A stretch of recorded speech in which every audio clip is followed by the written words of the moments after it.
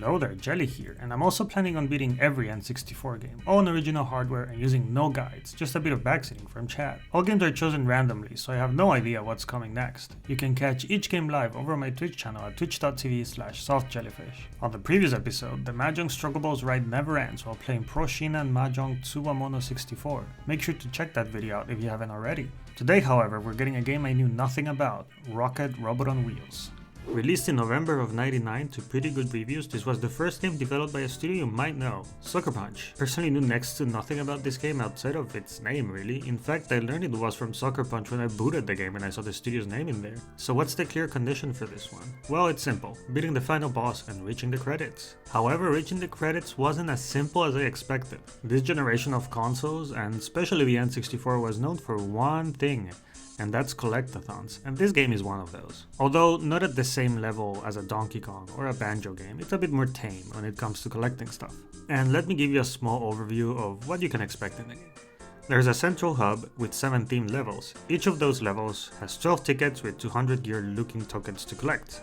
To get tickets, you must do specific tasks in each level. It took me a really long time to notice that there are hints in the game, by the way. I think I was around the 4th level or so, and even then the hints are a bit nonsensical, but I'll go into more detail on that a bit later. And now you might be wondering, what are these tickets and tokens for? Well, the tickets are your main collectible, and it's very similar to what you would find in a game like Mario 64. You need a specific amount of tickets to unlock new levels. And the tokens really only have one use, and that's to give Rocket new abilities. And finally, each level also has 7 machine parts that need to be obtained to unlock a new section of the level. These sections will almost always have a ticket in the end. And they tend to be a bit harder than the rest of the level. Just so you know, some of them can get really frustrating, but they're still pretty fun challenges. Now it's time to go over to some of the abilities that Rocket has. Being a collectathon and a platformer, this has a lot of really fun stuff that you can play around with. You have basic stuff like, well, jumping, but also this thingy called a tractor beam, which has many uses, such as being able to grab enemies and items, as well as being able to grab yourself onto poles. Grabbing onto poles is something this game likes to do a lot, and it's part of a lot of the platforming in this game. And some of it can get pretty crazy. Outside of these basic moves, we also have some stronger moves that can be bought by talking to Tinker. Tinker being one of the other few NPCs that we can actually talk to in the game. This game also loves using physics puzzles, which is very impressive for the time, even though they can be a bit hit and miss. For example, a lot of the puzzles will make use of your tractor beam. Most of these puzzles will have you just throwing or pushing stuff around. And finally, there's also loads of vehicles, but I won't talk about those until we actually reach them. Now, let's talk about the story. But before I do that, small disclaimer. Me, in my infinite wisdom, forgot to start the recording on the stream when I was playing this. So it turns out the entire intro is gone, so no intro cutscene for you guys. But I'll still spend some time explaining more or less what's going on here. You know, that's translation for I'll just read it straight from the manual. So here it goes. Whoopee World, the new extragalactic amusement park, is nearly ready for tomorrow's grand opening. All the tickets are ready. The mascots, Whoopee Walrus and his raccoon sidekick, Jojo, are resting quietly in their cages. Dr. Gavin, the park's creator, is leaving for the night. He leaves his favorite creation, a robot named Rocket, in charge of the control center. Rocket has spent his whole life in the control center and Dr. Gavin's lab, and he was hoping to be allowed down to the park, since after tomorrow it'll be overrun with guests and Rocket will have too much to do. But Dr. Gavin is too busy to notice Rocket little hints, like spending hours staring out the window of the control center at the park below. As Dr. Gavin is leaving, Rocket notices that Jojo is secretly examining a huge blueprint in his cage. He rolls over for a look and discovers Jojo's secret plans. Jojo intends to ruin opening day. Rocket turns to alert Dr. Gavin, but it is one step too late and Dr. Gavin is gone. Rocket turns back to check on the mascots, but Whoopee and Jojo are gone. Their cages swing open and there's no sign of them. As Rocket turns again to see if he can catch Dr. Gavin, he nearly crashes into Jojo, who grins evilly and knocks Rocket out cold. When Rocket recovers, he sees Jojo dragging Whoopee onto the teleporter that goes down to the park. Before he can stop them, they disappear. Alarms start going off as Jojo's sabotage takes effect all over the park. Lights flash, sirens wail, the machines start making strange noises that Rocket's pretty sure they're not supposed to make. Rocket gathers himself together. He can hit the panic button, summon Dr. Gavin back from his party. Or he can go down to the park, and perhaps he can catch Jojo, rescue Whoopee, fix the machines, and find all the tickets and get everything back to normal before Dr. Gavin comes back. Decisions. Hope you guys liked this super cool rendition I did. I spent a lot of time. No, actually I didn't. It took me like 5 minutes. And with that, we now have control of Rocket, but as I said, We have 40 minutes in the void that are missing, so let's fast forward a bit. So here's the first stage, Clowny Island. And here it is, and well, it's a small island. You can consider this island to be divided into 3 different parts. The first one being the beach, where you can find stuff like a car. You can also find these kinds of little platforms that are more or less tutorials. Tinker's gonna pop from them and it's gonna explain you some concept from the game. I kind of skipped all of them really. The second area being the top part, which is where all the attractions are. And the third one being each individual attraction. While every level is not divided into parts like this one, all of them do have side areas that will probably have either a puzzle or some platforming challenge for you to do. So in Clowny World, for example, the main attraction, at least in my opinion, is the really big roller coaster building minigame. But first you must unlock it, and to unlock it you need to find all these little screw guys that are spread across the level. You use your tractor beam to pick them up and to put them into the little holes. But again, I don't have footage of it, so sorry about that. This minigame is actually really cool. In short, in order to get the ticket, you must construct a, well, roller coaster, but there's a bunch of checkpoints, and in order to get the ticket, you must go through those checkpoints in order. It took me a while to figure it out, but I'm actually wondering if there are other different layouts that you can construct, or if this is the only solution. I'm curious if you guys have come up with different ideas here. All things considered, this is a very strong start to the game, and I'm actually having a lot of fun. But I didn't stay here very long, because I really wanted to check out the other levels. However, there is a locked gate, and there's no way for me to open it. And here's when you have to actually talk to Tinker. Remember when I was talking about those acquired skills? Now's when we learned the very first one, Slam. After buying it, Tinker will let you know when the next upgrade comes. In this case, it will come at 250 tokens. Right, so what is Slam? It's simple. Slam is going to be your main attacking tool. You use your tractor beam to pick stuff up and, well, slam it onto the ground. So in order to get that key that you see there that's in a cube, we require this new skill. There you go, we use it and we have our new key to open the rest of Whoopee World. And now it's time for stage 2, called Paint Misbehavin'. This one looks like it's ancient Greece theme, and its main gimmick being paint. A lot of the puzzles involve having to paint things and even yourself in order to progress. There's also this really big door at the start of the level that requires some medallions to be opened. So I think that's our first mission for the level. I also spent a lot of time just messing around with the sheep, throwing them around, thinking that there was maybe a puzzle that involved throwing them on top of that little platform. Turns out no. Yeah, it was kind of fun actually. One of the highlights of the level for me is this puzzle where you must paint Rocket to look as this guard. This guard won't open the gate unless you have the same colors as him. So you gotta use these puddles on the floor to paint Rocket to look the same as him, and then he will let you through. It's a really nice and simple puzzle. It's not super complicated or anything, but it's very creative. I haven't really seen puzzles like this in another N64 game, to be honest. There's another puzzle as well that comes a bit later where there's this circle of multiple statues, each representing a different object, like a carrot, a tree, and so on. And well, the puzzle, it's pretty straightforward. You basically paint each thing corresponding on what their actual color is. So for example, the carrot will be orange and the tree will be green. Very complicated. But again, this is not something I would expect from an N64 game, right? Or maybe my expectations are just so low that even tiny stuff like this is enough to have me all impressed. I don't know. Eventually we find all the medallions and we open the big door. Now we're in this huge open area that's really pretty. There's sheep, a crystal clear river, some temple ruin, and even more sheep and a dried up tree. And very quickly I realized that this level is way bigger than it looks. There are a bunch of pets that are not accessible yet. Remember all my messing around with the sheep? And that thing on the top? Well, it turns out the thing on the top is the new vehicle, the Hoversplat. And well, that thing is, well, a tank that shoots paint. And it's uncontrollable. I also think right now it's time for me to complain a bit about one of my biggest gripes with the game, and that's the camera. At this point in my playthrough, I wasn't really bothered by it that much, since most levels overall have been pretty open, and when the levels are open, the camera isn't really that much of an issue. It starts being an issue when you start getting to more cramped spaces, like those hallways in between areas in this level. And man, sometimes it feels like you're fighting against the camera more than the enemies themselves. So, for example, in order to move the camera around, you use the C buttons. But there are times that you'll be standing in a certain way where, for example, if you press on C left, the camera is gonna turn to the right and then it's gonna flip to the left again, and it's just very bad. But I kept telling to myself, it's not that big of a deal. We're just at the start. These cramped levels are not gonna be the norm overall. I mean, look at this. Are you telling me you know where I'm going here? Anyways, enough of that. Eventually I realized that if I wanted to continue, I needed a new upgrade. So I went over to Tinker to buy it. This time we unlocked the double jump, and it's, well, a double jump. You jump and then you press the jump button again in the air to jump. That's it. Tinker then tells us that the next upgrade is at 450 tokens. I went back to Paint Misbehaving to just check the stuff that I was missing. So using the double jump we make it to the top part of the level. Up here there's a sort of small lake with a big machine, that's the one that we use our machine parts for. And we also have another vehicle, I guess, the dolphin, which will be used mainly on this level. One of the tasks that almost every level will have is that of going through rings with a vehicle. So for example, so far on the first level we used the little car to go through a bunch of rings. No footage for that, again. And in this one, we used the dolphin. However, I spent a lot of time figuring out why it was impossible to get them at first. But turns out you need to activate the machine to raise the water level, so it's actually easier to go through them with the dolphin. After doing that, there's this huge chunk of the zone that opens up that looks like some kind of water temple. Just has some little puzzles in it, it's really nothing complicated. It basically loops back all the way to the big area at the start.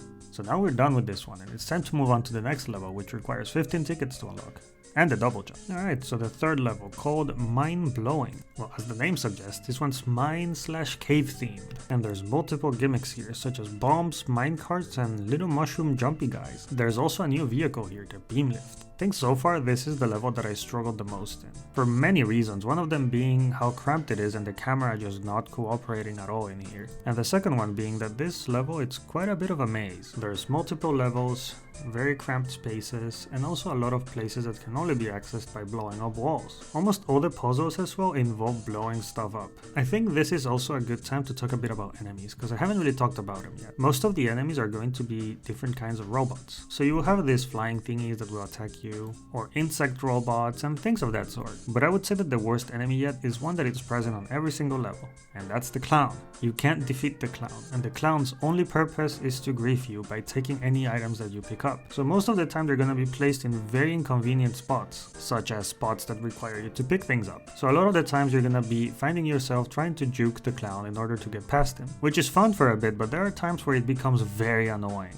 especially because of the sound they make. It just feels like they're mocking you. So in this level, for example, they're gonna get in the way of you trying to move explosives from one end to the other, and if they touch you, it blows up. So yeah, that's kind of obnoxious. I didn't talk about the jumpy guys as well. These mushrooms are not so much of an enemy, so to speak. If they catch you, the only way to get rid of them is by doing a triple jump, kinda like the ones in Mario. So they're usually placed in spots where you have a higher place that you cannot reach with your double jump. So I guess you would consider more as friends, even though they actually attack you. But anyways, thank you mushroom jumpy guys, you guys are cool. After being lost here for a really long time, I decided to opt for getting tokens instead, since I noticed that the next upgrade was very soon. And once I had enough tokens, I went outside to talk to Tinker. The upgrade Tinker had for us this time is the Freeze Ray. This is probably one of the more useful abilities Rocket has. It can freeze enemies, and it can also create little platforms on the water. This time, however, Tinker didn't tell us when the next upgrade will be, but it's gonna be at 650 tokens. And since I had enough tickets, I decided to test my Freeze Ray out and went out to unlock the next level. Also, small parenthesis here, do you see that little spinny thing that appears? That right there is a health upgrade, and it's good to always be in the lookout for them. In order to reach the next level, we have to do a bit of platforming on these statues, and the teleporter for it is going to be spinning around these clouds. So now it's time for the fourth stage, Arabian Flights. And look, I'm gonna start by saying that this is by far my favorite level of the game. It has a very spirally feel to it. I guess it's because of the flying. It's also a very open level, and its main gimmick is basically flying. As soon as you start, you have this flying carpet that you can use to move around the stage, and there are multiple sub-areas that you can go into and explore, each one with a little puzzle or platforming section in it. I think my only complaint is that because the stage is so big, things won't really render until you're in front of them.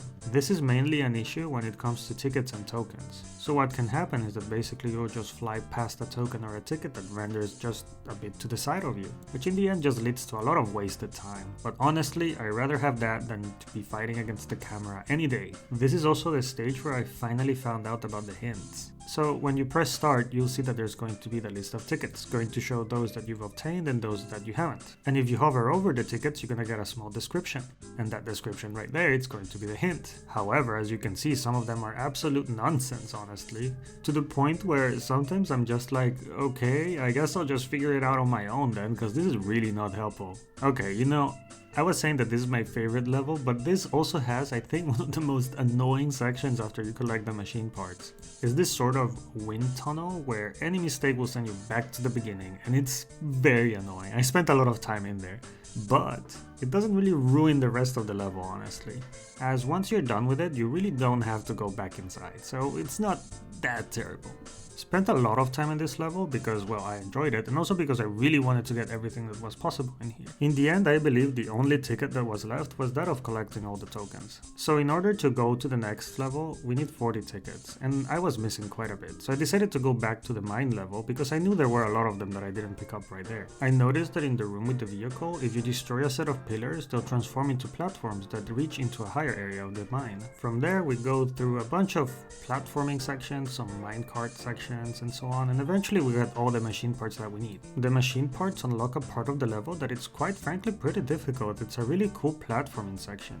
I managed to die once in it because I went in with very little health. But honestly, this section has just the right amount of difficulty, where it's not frustrating, but it's also not stupidly easy. I liked it a lot. At the end, not only we have enough tickets for the next area, but also we have enough tokens for our next upgrade. So we go over to Tinker and get our final upgrade, the grapple. And well, it's a grapple. There are some indicators that help us in knowing what can and cannot be grappled into, and also the game tends to make it pretty clear when it's possible to do so at a glance. After using the 40 tickets, a teleporter appears, taking us to a completely new area in the hub world. Place is all trippy, has some secret areas, and its fair share of tokens and tickets. Eventually we find the next stage, Pyramid Scheme. This one is jungle/Mayan themed. The gimmick here is that there's two versions of the level, a daytime and a nighttime version. However, in order to reach it, you first have to get all the machine parts. This is another really cool stage and I like it a lot. It's very open. I would say it's maybe my second favorite stage. Also, this stage has probably the coolest vehicle, the glider bike, which, as you guessed it, we use it to go through rings. This ring section was actually kinda difficult, but it was very fun. I think this is by far my favorite one. This level has a lot of really cool platforming, and the gimmick requires you to go constantly from one version to the other to complete puzzles and platforming sections, such as this one. Oh yeah, and before I forget, look, there's the little screws I was talking about. They make another appearance. I eventually left the level after feeling like I did everything that I could do in it, and decided to move on to the second to last level, Food Fright. This one's spooky themed and food themed, mainly candies. The gimmick here is, honestly, I don't even know. By this stage, I needed very few tickets, around 3, to access the final level, which requires 65. So I essentially just zoomed past everything that there was to do here, trying to get 3 tickets as fast as possible. I think it's now a decent time for me to talk about the game itself and maybe my gripes with it. By the time I reached this level, I was already getting tired of this. Every single time I reached an area that was a bit cramped, I was constantly fighting with the camera, fighting with the controls, and for the most part I was really not having any fun with it. And you know this sucks, because everything else in the game is amazing. The music, the graphics, the sound effects, everything on paper is there for me to love it. And you know it feels weird, because after finishing the game, I was curious and went over to check the Beast video, and also I went to check Nitro Rat's review of the game. And they both loved it. So I think in a way you can maybe tell that this is just 100% skill issue on my part and that I'm just mad cause bad. And it sucks cause I really wanted to like this game, but by the time I was reaching the end, I just couldn't tolerate any more having to fight with the camera and the controls, especially since I was really enjoying the game on the first 2 levels. But anyways, as I said, I didn't stay much longer in Food Fight, and as soon as I had the 3 tickets, I was out. And off to the final level we go, JoJo's World. And this thing is just a gigantic gauntlet of all the stages you've been through, with the hardest platforming yet. And as you guessed it, I didn't like it at all. Sure, it's a very open level and the camera isn't really an issue here, but some of these obstacles either waste your time or are extremely annoying. Some of them also require some trial and error to figure out what it is that you need. Like this one, for example, where you blow up a wall, then there's this spinny thing that comes out, and if you don't know that this thing destroys the floor, you'll just fall and take damage. Usually this isn't that big of a deal because you'll just be sent back to the checkpoint. However, there's this very small chance that if you die near the checkpoint in a very specific way, the game will just send you back to the beginning. And this happened to me twice. That didn't help at all in my enjoyment here. The 2 worst offenders when it comes to wasting your time are this. The paint part, where the guard is back and blocks your way, and the only way to get painted is to hope the RNG paint gun paints you. You must move in a very specific way to get it to aim to your head and your body. It sucks. Editing jelly here. So turns out there's also this paint jets that come out that you can as well use for that, but I never tried it. I just assumed that they would damage you if they touched you, so I never even tried. And the next one that I really didn't like and that I felt that was really testing my patience, it was that fire section with the spinny platforms in the lava. It is by far the hardest jumping section, at least for me. You have to time your jumps in a very specific way so the platforms launch you high enough so you can reach each platform. However, I don't know how I was managing this, but there were times with the platforms were just not launching me, it was very weird. It was as if the suspension on Rocket's wheels would absorb the entire thing, and it would just barely launch me and I would just fall straight into the lava. That right there was tilting me so much, and most of my tries would end in this section. I knew that if in an attempt I managed to get through this, that I was basically done. But the thing is, I died here so many times that I only managed to reach the final section twice. The first time I reached it, I just choked completely, and the second one being the one that I actually finished the game in. But I'm getting ahead of myself. Let's talk a bit more about this stage. Eventually, once you reach the end, Jojo will start bargaining with you. But at the end of the day, you're Rocket, and you're the main character, and you're here to save the day, so obviously he's very scared about it. Once you reach the top, you will reach this kind of ball. You've got to ride it all the way to the end, where there will be this kind of reactor. And the more you ride it, the faster it gets, so you have to be very careful. Did I mention there's also electricity on this ball? Anyways, remember how I said I choked? Well, I made it to the very end, and then I just absolutely panicked and fell. I also had just 1 HP, so that sent me all the way to the beginning. Fun times. I then spent what I think were more than 2 hours trying to beat the stage. In a way, I think it was because I was just so tilted and not having fun with the game, where I was just rushing and rushing and rushing, and it was just getting me killed over and over and over, especially at the fire part. So I admit, that's 100% skill issue on my part. After what felt like an eternity, I made it back to the ball and I finally was able to defeat Jojo. Then the final cutscene plays and Dr. Gavin shows up and tells us that we're not done collecting tickets, and he just leaves, and no thank you, I'm done with this. You know, I kind of feel bad for being so negative about this game, because again, I really wanted to like it. It's full of really good ideas, but the execution is kind of rough at parts. I don't really want to talk about the negatives all the time, so I want to talk a bit about what I really liked about the game. That being the music and the graphics, especially the soundtrack. I would say this is probably one of the better soundtracks even on the N64. It's very enjoyable. I put a lot of these tracks straight into my N64 playlist, because I had never heard them before, and it was a very nice surprise when I heard them for the first time. Also, another thing is that despite all the complaints that I was having, it does feel like a game that was very ahead of its time. You could say this even feels like a PS2 game. And you know, I would still recommend this game. I think despite its flaws and the things that really bother me, it's not something that should stop you from trying it out. It's a very solid collectathon. And I'm happy that Sucker Punch eventually went on to make a lot of really good games after this. I even wonder if they have Rocket still in the back burner. Who knows, maybe in the future we'll get Rocket Robot on Wheels 2 or something on the Switch. Anyways, I do think I will be finishing this 100% in the future. Not sure when, but it's something that I definitely have in my mind. With that, I do consider Rocket Robot on Wheels completed. Thank you for watching, and I wish you all a great day. And now, what's coming next? What are we getting? 284. What's it gonna be? 284, right? Yeah, 284. Oh, we get something chill. We get pilot wings. Oh, I know for a fact that pilot wings can get pretty sweaty, but I'm genuinely happy that that's what we're getting next.